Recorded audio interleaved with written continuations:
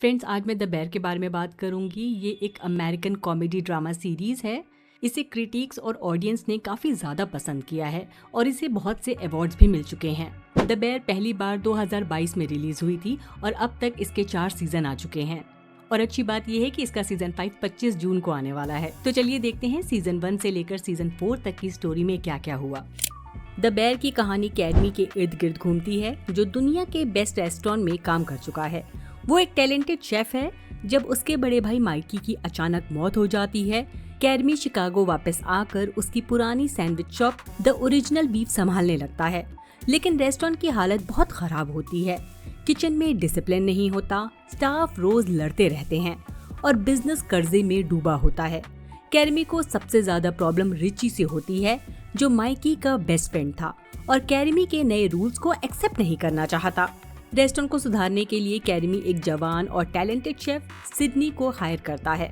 Sydney नए systems और ideas introduce करती है ताकि किचन प्रॉपरली चल सके।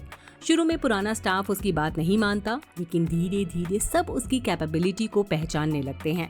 इसी बीच मार्कस नाम का बेकर भी अपनी स्किल्स इम्प्रूव करने की कोशिश करता है।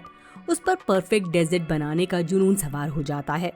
कैडमी सबको बेहतर शेफ बनाने की कोशिश करता है, लेकिन खुद अपने पास्ट ट्रॉमा और अपने भाई की यादों से बाहर नहीं निकल पा रहा होता। इसी दौरान हमें पता चलता है कि कैडमी ने हाई एंड रेस्टोरेंट में बहुत टॉक्सिक एनवायरनमेंट फेस किया था। लगातार प्रेशर और परफेक्शनिज्म की वजह से वो एंजाइटी और स्ट्रेस से स्ट्रगल करता है। ऊपर से उसे ये गिल्ट भी रहता है कि वो अपने भाई माइकी की हेल्प नहीं कर पाया। माइकी की मौत का दर्द और उससे जुड़ी यादें कैडमी को हर दिन अंदर ही अंदर खा रही होती हैं। पहले सीजन का सबसे इंटेंस मूवमेंट तब आता है जब रेस्टोरेंट का ऑनलाइन ऑर्डरिंग सिस्टम गलती से एक्टिवेट हो जाता है और एक साथ बड़ी तादाद में ऑर्डर्स आ जाते हैं। किचन पूरी तरह केओस में बदल जाता है। कैडमी गुस्से में सब पर चिल्लाता है। मार्कस के साथ उसकी लड़ाई हो जाती है और सिडनी भी हर्ट होकर रेस्टोरेंट छोड़ देती है। टीम जो मुश्किल से एक साथ काम करना सीख रही थी, वो टूटने लगती है। सीजन 1 के आखिर में कैडमी को माइकी का लिखा हुआ एक लेटर मिलता है। उस लेटर के साथ एक फैमिली स्पेगेटी रेसिपी भी होती है। जब कैडमी रेसिपी फॉलो करता है, उसे टोमेटो सॉस के कैंस के अंदर छुपा हुआ बहुत सारा कैश मिलता है। यहीं पर रिवील होता है कि माइकी ने अपनी मौत से पहले रेस्टोरेंट के फ्यूचर को सिक्योर करने के लिए बहुत सारे पैसे छुपा कर रखे थे। ये सब देखकर कैडमी को ऐसा लगता है जैसे माइकी मरने के बाद भी उसकी मदद कर रहा हो और उसे नई शुरुआत करने का हौसला दे रहा हो।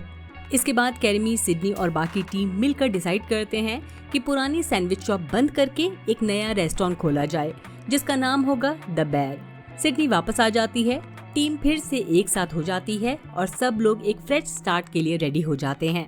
इसी के साथ सीजन 1 एक इमोशनल नोट पर खत्म होता है, जहां दर्द और नुकसान के बीच भी एक नई उम्मीद और नई शुरुआत का रास्ता खुल जाता है। सीजन 2 में हम देखते हैं रेस्टोरेंट को सिर्फ कुछ महीनों में रेडी करना है। पूरी टीम पर बहुत ज्यादा प्रेशर होता है। कंस्ट्रक्शंस, परमिट्स, बजट और डेडलाइन की वजह से हर दिन नई प्रॉब्लम सामने आती रहती हैं। कैडमी चाहता है कि सब लोग प्रोफेशनली ग्रो करें, इसलिए वो अपनी टीम को ट्रेन होने के लिए अलग अलग जगह भेजता है। सिडनी नए मेन्यू और रेस्टोरेंट के विजन पर काम करती है और पहली बार इतनी बड़ी जिम्मेदारी संभालती है। मार्कस कोपेनहेगन जाकर दुनिया के बेहतरीन पेस्ट्री शेफ से बेकिंग और डेजर्ट के बारे में सीखता है। टीना क्यूलिनरी स्कूल जाकर अपनी कुकिंग स्किल्स इंप्रूव करती है और धीरे धीरे एक कॉन्फिडेंट शेफ बन जाती है। रिची, जो पहले हमेशा लापरवाह और गुस्से में रहता था, एक हाई एंड रेस्टोरेंट में ट्रेनिंग करता है। वहाँ उसे सर्विस और हॉस्पिटैलिटी की असली कीमत समझ आती है और उसकी पर्सनालिटी में सबसे ज्यादा पॉजिटिव बदलाव आता है। इसी बीच कैडमी की जिंदगी में क्लेयर नाम की एक लड़की वापस आती है, जिसे वो बचपन से जानता था। धीरे धीरे दोनों एक दूसरे के करीब आने लगते हैं। काफी वक्त बाद कैडमी अपनी जिंदगी को काम के अलावा भी जीने की कोशिश करता है, लेकिन रेस्टोरेंट के प्रेशर और अपनी इनसिक्योरिटीज की वजह से वो बैलेंस मेंटेन नहीं कर पाता। सिडनी और कैडमी रेस्टोरेंट को परफेक्ट बनाने के लिए दिन रात मेहनत करते हैं, लेकिन डेडलाइन जैसे जैसे पास आती है, टेंशन और बढ़ने लगती है। सीजन का सबसे इमोशनल एपिसोड क्रिसमस फ्लैशबैक होता है। इसमें कैडमी के फैमिली मेंबर्स और उनके कॉम्प्लिकेटेड रिश्ते दिखाए जाते हैं।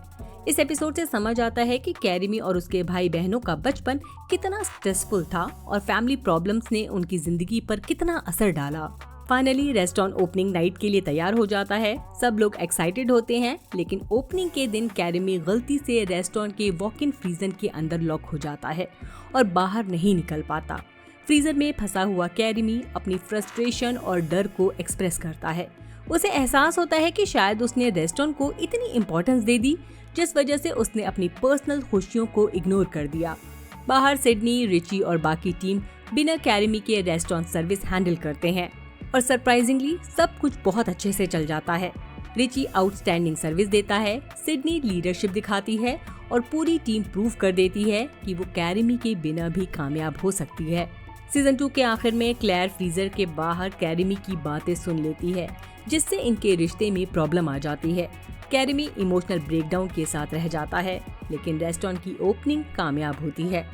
इस तरह सीजन 2 दिखाता है कि ग्रोथ सिर्फ रेस्टोरेंट की नहीं, बल्कि हर कैरेक्टर की पर्सनल जर्नी की भी है। टीम फाइनली एक फैमिली की तरह काम करने लगती है, लेकिन कैरेमी को अब भी अपनी इमोशनल प्रॉब्लम का सामना करना बाकी है। अब आते हैं सीजन 3 पर। रेस्टोरेंट द बेयर ऑफिशियली खुल चुका है, लेकिन अब असली चैलेंज शुरू होता है। एक कामयाब रेस्टोरेंट बनाना और उसे रोज अच्छे से चलाना दो अलग चीजें हैं। कैरेमी अब भी परफेक्शन के पीछे भाग रहा है। उसका गोल है द बेयर को शिकागो के बेस्ट रेस्टोरेंट में शामिल किया जाए, लेकिन इस ऑब्सेशन की वजह से वो अपनी टीम और खुद पर बहुत ज्यादा प्रेशर डालने लगता है। क्लेयर से दूर होने के बाद कैरेमी खुद को और भी ज्यादा दुनिया से अलग कर लेता है। वो रेस्टोरेंट के लिए नए नए स्ट्रिक्ट रूल्स बना लेता है और मेन्यू लगभग रोज बदलने लगता है। सिडनी को लगता है कि कैरेमी के पास विजन तो है, लेकिन उसके लगातार बदलाव की वजह से पूरी टीम कंफ्यूज और स्ट्रेस रहती है। सिडनी की जिंदगी में भी एक बड़ा टर्निंग पॉइंट आता है जब उसे किसी और रेस्टोरेंट ग्रुप के साथ पार्टनरशिप का ऑफर मिलता है। अब उसके सामने सवाल खड़ा है, क्या वो कैरेमी के साथ रहे या अपना फ्यूचर कहीं और बनाए। रिची, जो सीजन 2 में काफी मैच्योर हो गया था, अब वो कस्टमर्स और सर्विस का पूरा ध्यान रखता है। लेकिन कैरेमी और रिची के बीच फिर से क्लैशेस होने लगते हैं, क्योंकि दोनों रेस्टोरेंट को अलग नजरिए से देखते हैं। रिची कस्टमर एक्सपीरियंस और टीम वर्क को इम्पोर्टेंट मानता है, जबकि कैरेमी परफेक्शन और फाइन डाइनिंग स्टैंडर्ड पर फोकस करता है। दोनों की बहस पूरे सीजन में टेंशन क्रिएट करती रहती है। वहीं मार्कस अपनी मां की मौत के सदमे से डील कर रहा है, लेकिन फिर भी पेस्ट्री शेफ के रूप में ग्रो करता रहता है। टीना भी अब पहले वाली टीना नहीं रहती। वो अपनी नई जिम्मेदारियां पूरे कॉन्फिडेंस के साथ संभालने लगती है और टीम का एक अहम हिस्सा बन जाती है। सीजन कई एपिसोड्स में अलग अलग कैरेक्टर की पर्सनल जर्नीज को एक्सप्लोर करता है, जिससे हमें उनकी स्ट्रगल्स और मोटिवेशंस और अच्छी तरह समझ आती हैं। शो के दौरान कैरेमी अपने पास्ट को भी फेस करता है। हमें फ्लैशबैक में दिखाया जाता है कि उसने टॉप रेस्टोरेंट में कैसे ट्रेनिंग ली और कैसे कुछ टॉक्सिक शेफ्स ने उसकी पर्सनैलिटी को शेप किया। एक पॉइंट पर कैरेमी अपने पुराने मेंटोर शेफ का सामना भी करता है और रियलाइज करता है कि उसका परफेक्शनिज्म और सेल्फ डिस्ट्रक्टिव बिहेवियर काफी हद तक उसी माहौल का नतीजा है। फिनाले में कोई बड़ा डिजास्टर या शॉकिंग ट्विस्ट नहीं होता। इसके बजाय कहानी अपने कैरेक्टर्स के इमोशंस और उनके अंदर की लड़ाई पर फोकस करती है। रेस्टोरेंट फाइनेंशियली स्ट्रगल कर रहा होता है। सिडनी अब भी अपने फ्यूचर को लेकर श्योर नहीं होती और कैरेमी को समझ आने लगता है कि सिर्फ परफेक्ट खाना बनाना ही काफी नहीं है। अगर वो अपने रिश्ते और टीम को इग्नोर करता रहा तो शायद रेस्टोरेंट बच भी जाए, लेकिन उसकी पर्सनल लाइफ बिखर जाएगी। सीजन 3 का एंड काफी इमोशनल और रिफ्लेक्टिव है। सिडनी को एक बड़ा फैसला लेना है। रिची और कैरेमी के इश्यूज अभी पूरी तरह सॉल्व नहीं हुए हैं और कैरेमी अब भी अपनी खुशियां और एम्बिशन के बीच बैलेंस ढूंढने की कोशिश कर रहा है। ये सीजन एक्शन या प्लॉट ट्विस्ट से ज्यादा कैरेक्टर ग्रोथ, प्रेशर, एंजाइटी और पर्सनल स्ट्रगल पर फोकस करता है। चलिए अब सीजन 4 पर आते हैं। इतनी मेहनत के बाद भी ये रेस्टोरेंट फाइनेंशियल प्रॉब्लम से जूझ रहा है। अंकल जिमी और कंप्यूटर टीम कैरेमी को साफ साफ बता देते हैं कि अगर रेस्टोरेंट को जल्दी प्रॉफिट नहीं हुआ तो फंडिंग रोक दी जाएगी और द बेयर हमेशा के लिए बंद हो सकता है। अब पूरी टीम के पास अपने सपने को बचाने के लिए बहुत कम वक्त बचा है। कैरेमी, जो अपने परफेक्शनिज्म की वजह से सबसे दूर होता जा रहा था, इस सीजन में वो धीरे धीरे रियलाइज करता है कि हर चीज को कंट्रोल करने की कोशिश रेस्टोरेंट और रिश्ते दोनों को नुकसान पहुंचा रही है। इसलिए पहली बार वो अपनी टीम पर भरोसा करना सीखने लगता है। सिडनी, जिसे दूसरे रेस्टोरेंट ग्रुप से पार्टनरशिप का ऑफर मिला था, वो कंफ्यूज है कि द बेयर को छोड़कर जाए या नहीं। काफी इमोशनल स्ट्रगल के बाद सिडनी डिसाइड करती है कि वो टीम के साथ रहेगी और रेस्टोरेंट को ऊंचाइयों तक पहुंचाने में हेल्प करेगी। अगर बात करें रिची की, वो अब कस्टमर्स के एक्सपीरियंस इंप्रूव करने में इम्पोर्टेंट रोल प्ले करता है। मार्कस भी पेस्ट्री सेक्शन को नेक्स्ट लेवल पर ले जाने की कोशिश करता है, जबकि टीना किचन की स्ट्रॉन्गेस्ट लीडर में से एक बन जाती है। सीजन का फोकस सिर्फ कैरमी पर नहीं बल्कि पूरी टीम पर रहता है और दिखाता है कि हर कैरेक्टर कितना ग्रो कर चुका है। क्लेयर भी स्टोरी में इम्पोर्टेंट रोल निभाती है। सीजन 2 के फ्रीजर इंसिडेंट के बाद कैरमी और क्लेयर के बीच दूरियां आ गई थीं। इस सीजन में कैरमी धीरे धीरे अपनी गलतियों को समझने लगता है और उन्हें एक्सेप्ट करने की कोशिश करता है। जो इंसान हमेशा अपने इमोशंस को छुपा कर रखता था, वो अब अपने दिल के आसपास बनाई हुई दीवारों को तोड़ने लगता है। क्लेयर के साथ हुई इमोशनल बातचीत में कैरमी पहली बार खुलकर अपने डर, गिल्ट और इनसिक्योरिटीज के बारे में बात करता है। जैसे जैसे कहानी आगे बढ़ती है, रेस्टोरेंट को हर तरफ से चैलेंजेस का सामना करना पड़ता है। कभी रिव्यूज की टेंशन, कभी पैसे की दिक्कत, तो कभी रोज की ऑपरेशंस की प्रॉब्लम। लेकिन पहली बार पूरी टीम एक परिवार की तरह मिलकर काम करती है। जहां पहले सब लोग अलग डायरेक्शन में जा रहे थे, अब उनका गोल एक ही होता है, द बेयर को सरवाइव करवाना। फिनाले में सबसे बड़ा इमोशनल मूवमेंट तब आता है जब कैरमी समझ जाता है कि उसकी जिंदगी सिर्फ रेस्टोरेंट नहीं है। वो एक्सेप्ट करता है कि परफेक्शन के पीछे भागते भागते उसने अपनी खुशियों को इग्नोर किया था। इस एहसास के बाद कैरमी एक कदम पीछे हटने का फैसला करता है और रेस्टोरेंट की जिम्मेदारी सिडनी को देने लगता है। ये कैरमी के कैरेक्टर के लिए बहुत बड़ा स्टेप होता है, क्योंकि पहली बार वो कंट्रोल छोड़कर भरोसा करना सीखता है। इसी उम्मीद के साथ सीजन 4 खत्म होता है। हालांकि द बेयर के सामने अब भी कई चैलेंजेस होते हैं, लेकिन इस बार पूरी टीम पहले से ज्यादा एकजुट होती है। कैरमी धीरे धीरे खुद को संभालने लगता है। सिडनी को अपनी पहचान और अपनी जगह मिल जाती है। रिची को समझ आ जाता है कि वो असल में क्या करना चाहता है और पहली बार सबको लगने लगता है कि शायद इतनी मुश्किलों के बाद अब द बेयर के लिए अच्छे दिन आने वाले हैं। अगर पूरे सीजन 4 को एक लाइन में समझें तो ये हीलिंग, भरोसे और आगे बढ़ने की कहानी है। जहां सीजन 1 दर्द और गम की बात करता है, सीजन 2 बदलाव और ग्रोथ की, और सीजन 3 प्रेशर और एक्सपेक्टेशंस की। वहीं सीजन 4 खुद को एक्सेप्ट करने और इमोशनली मैच्योर होने की जर्नी दिखाता है। अगर रिव्यू की बात करें तो द बेयर सिर्फ एक रेस्टोरेंट या कुकिंग शो नहीं है, ये असल में उन लोगों की कहानी है जो अपने दर्द, गिल्ट और पर्सनल स्ट्रगल्स के साथ जीने की कोशिश कर रहे हैं। सीरीज की सबसे बड़ी स्ट्रेंथ इसके कैरेक्टर्स हैं।